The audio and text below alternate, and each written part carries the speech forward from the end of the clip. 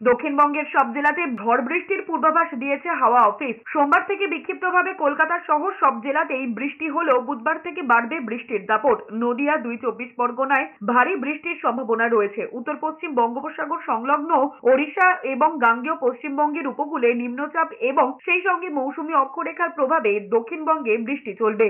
এদিকে 2টি ঘূর্ণাবর্ত এবং একটি অক্ষরেখার কারণে উত্তরবঙ্গে ফের ভারী থেকে অতি ভারী বৃষ্টির পূর্বাভাস থাকছে। টানা বর্ষণে এমনিতেই বিপর্যস্ত দার্জিলিং এবং জলপাইগুড়ি। এই অবস্থায় সোমবার আলিপুরদুয়ার, জলপাইগুড়ি, কোচবিহারে ভারী থেকে অতি ভারী বৃষ্টির কমলা সতর্কতা জারি করা হয়েছে। ভারী বৃষ্টির হলুদ সতর্কতা থাকছে দার্জিলিং এবং কালিম্পংয়েও।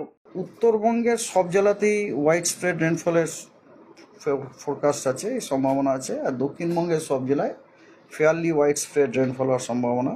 2 তারিখে আপনার উত্তরবঙ্গের দার্জিলিং, কালিম্পং, জলপাইগুড়ি, আলিপুরদুয়ার এবং কোচবিহার এগুলোতে ওয়াইড স্প্রেড রেনফল হওয়ার সম্ভাবনা আছে।